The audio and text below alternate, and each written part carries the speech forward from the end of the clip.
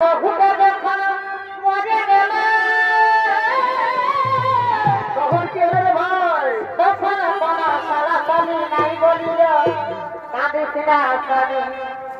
तोर बहु दादा से बापो रे बापे बाली दादा से मानो रे माते बाली बहुटा मरे दुनिया का रुको रुको जाना नहीं, ठहरो ठहरो ठहरो। हेलो दोस्तों, गुड मॉर्निंग। आप सभी को स्वागत है हमारे न्यू यूट्यूब चैनल पर। दोस्तों, हम कहाँ से आ रहे हैं ये आपको पता नहीं है। सुने हैं पूरा रात भर छौ नाच लगा हुआ है। पुरुलिया ज़िला के सामने छोटा सा एक गांव है रोपो बस्ती तालमू, वहीं पर लगा हुआ है। तो आप सब वीडियो में बने रहें, आप लोग को पूरा छौ नाच दिखाते हैं। ज़्यादा नहीं, थोड़ा सा ही है, एक दो शॉट लिए हैं। आप लोग देखिए और इंटरटेनमेंट लीजिए और वीडियो को शेयर कीजिए और लाइक करें और सब्सक्राइब नहीं किए तो सब्सक्राइब कीजिए। ऐसा ही छोटा छोटा ब्लॉग बनाते रहते हैं, ठीक है। आप सपोर्ट करें, हमारा नई यूट्यूब चैनल है। तब तक वीडियो बने रहें और हम भी जा रहे हैं नेक्स्ट ब्लॉग की तैयारी पर।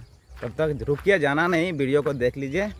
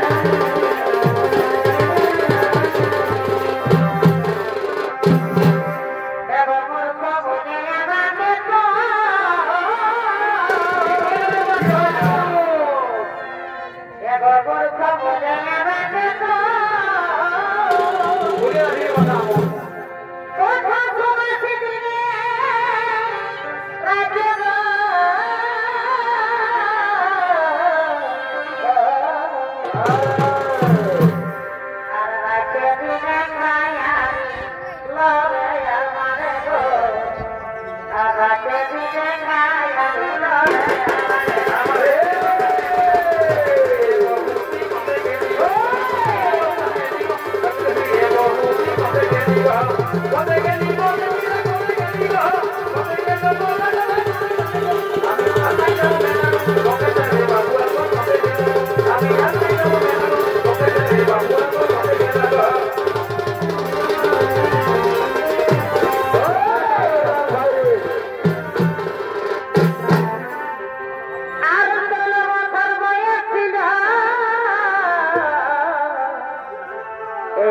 তার সঙ্গে বিঘা দিল আর 16 বছর বয়স ছিল আর কি হলো তার সঙ্গে বিঘা দিল এই বুড়ার সঙ্গে আমার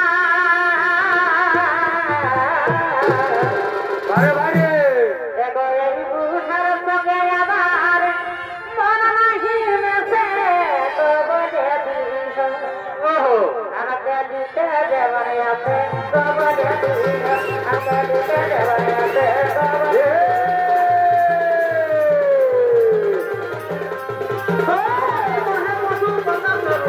যাবো পাতা ঘুরাতে গো তুমি নিয়ে যাবে সাগর গো যাবো পাতা ঘুরাতে গো তুমি নিয়ে যাবে সাগর গো তোমার মনে মনে মতো পাতা করো তোমার মনে মনে মতো পাতা করো যাবো পাতা ঘুরাতে গো তুমি নিয়ে যাবে সাগর গো যাবো পাতা ঘুরাতে গো তুমি নিয়ে যাবে সাগর গো যাবো পাতা ঘুরাতে গো তুমি নিয়ে যাবে সাগর গো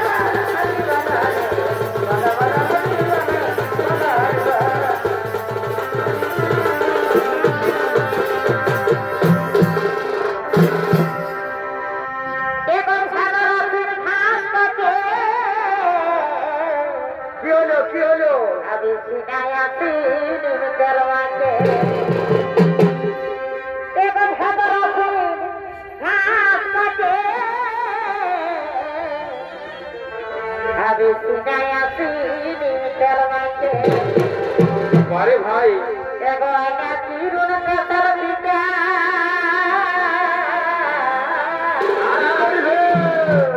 एगो आना तीरुन के तरफिया किसे दिवे तूने गोबले दी काके आने दिते देवया तो गोबले दी आने दिते देवया तो गोबले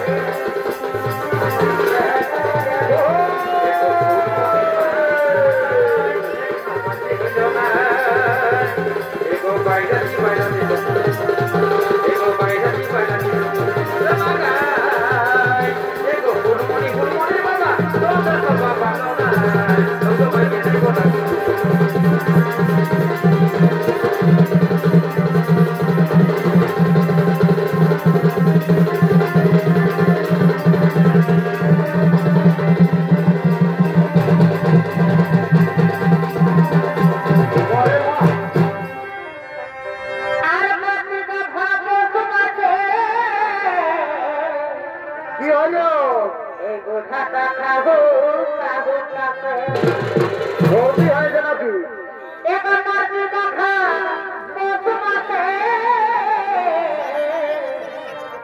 এই গোছাটা কাবু কাবু কাবে মরণ নাই খাল ভরার মাগো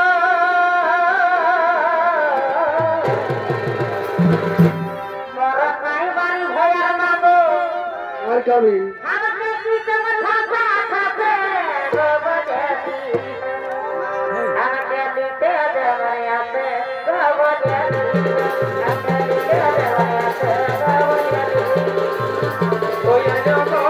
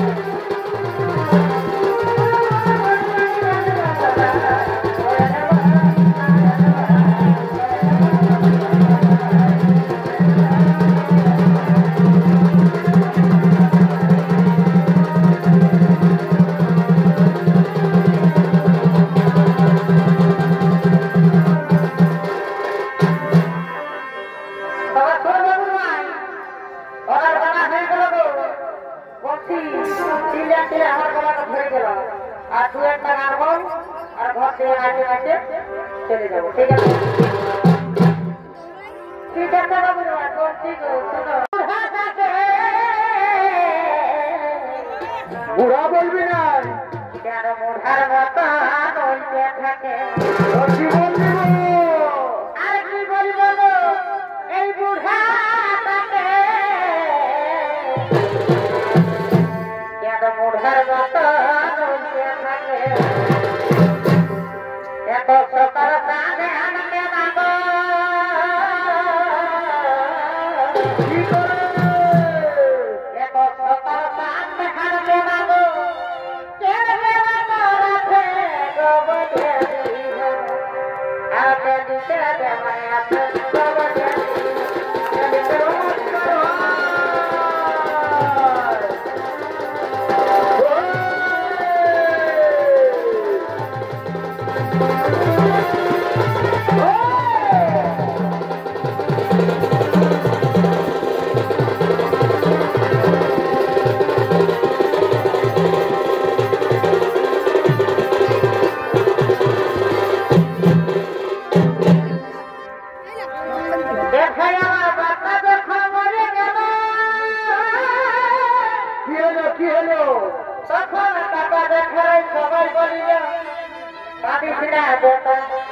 আমরা তোর বছর তুলে আছি পরে বছরে আর আমার মাথা যখন মরে গেল তখন কি হলো তখন কাটিয়ে ফিরে সবাই বলিল কাটিসরা বেটা আমরা তোর মায়ের তুলে আছি আর আমার বহুটা যখন মরে গেল তখন কি হলো ভাই তখন কোনো সালা পানি নাই বলিল কাঁদিস না স্বামী আমি তোর বহু আছি দাদা হে বাপরে বাপরে পানি দাদা হে মানরে মাকে পানি বহুটা মরে দুনিয়া গায়া ভাই এই যুগে